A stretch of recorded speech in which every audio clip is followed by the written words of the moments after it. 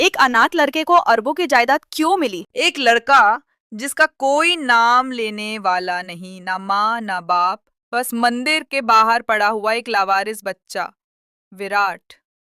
वही विराट जो दूसरों की थाली में रोटी देख लेता था लेकिन खुद भूखा सो जाता था। अनाथालय में पला पर दिल का नवाब। लोग ताना मारते थे, ओए तेरी औकात क्या है, लेकिन वो मुस्कुराकर कहता, शायद खुदा ने कुछ सोच रखा है मेरे लिए। और फिर एक दिन अचानक देश के सबसे बड़े बिजनेसमैन राजवीर मल्होत्रा की मौत हो जाती है और उसकी वसीयत पढ़ते ही पूरे देश की सांसें थम जाती हैं।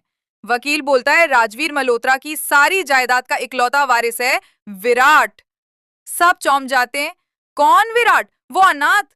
लेकिन कहानी यही खत्म नहीं होती, क्योंकि वसीयत का आखिरी पन्ना गायब है और अगर 7 दिन के अंदर वो ना मिला तो ये सारा पैसा किसी और को मिल जाएगा। क्या विराट को मिलेगा उसका हक या सब कुछ छिन जाएगा?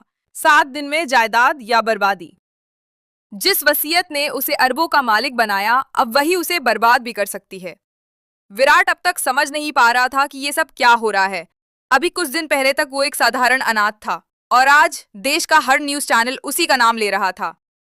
राजवीर मल्होत्रा की वसीयत अधूरी है, उसका आखिरी पन्ना गायब है और अगर वो पन्ना 7 दिन में नहीं मिला तो जायदाद जाएगी उसके सौतेले भाई विक्रम मल्होत्रा को। आबिद चुप था, पर उसका मन अंदर से टूट रहा था। उसे अब इस जायदाद से ज्यादा अपनी सच्चाई जाननी थी। मैं कौन हूँ और क्यों किसी अरबपति ने मुझे वारिस बनाया? उसी रात अनाथालय के गेट के बाहर उसे एक पुराना लिफाफा मिला। लिफाफा फटा हुआ था और उस पर खून के धब्बे थे। अंदर सिर्फ एक लाइन लिखी थी, अगर सच्चाई जाननी है तो नीली कोठी जाओ। विराट सहम गया। नीली कोठी, एक ऐसी जगह जिसके नाम से ही डर लगता है, लेकिन उसके कदम अब रुकने वाले नहीं थे।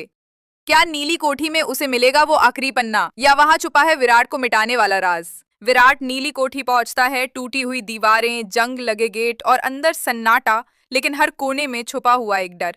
अचानक उसे एक पुराना संदूक मिलता है। उसमें बंद थी एक रिकॉर्डिंग डिवाइस और जैसे ही उसने प्ले किया, आवाज आई, मैं राजवीर बोल रहा हूँ। राजवीर मल्होत्रा की वही आवाज जिसने पूरी दुनिया को हिला दिया था। वो कह रहा था, अगर तुम ये सुन रहे हो तो मैं अब इस दुनिया में नहीं हूँ और मेरी मौत एक्सीडेंट नहीं, मर्डर थी।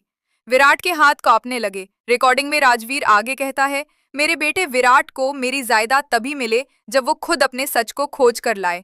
मैं उसे दुनिया से बचाने के लिए अनाथालय में छोड़ा था। उसकी माँ को पागल बताकर मेंटल हॉस्पिटल भेज दिया गया, लेकिन अब समय है कि सच्चाई सामने आए। विराट रो पड़ा। उसे पहली बार अपनी पहचान मिली थी। वो सिर्फ एक अनाथ नहीं, बल्कि राजवीर का सगा बेटा था। उसी संदूक में रखा था वो आखिरी पन्ना जो वसीयत को पूरा करता था। 7वें दिन कोर्ट के सामने विराट खड़ा था। एक हाथ में वो आखिरी पन्ना और दूसरे में अपनी माँ का हाथ। विराट अब सिर्फ वारिस नहीं था, वो अपने नाम और रिश्तों का असली मालिक बन चुका था।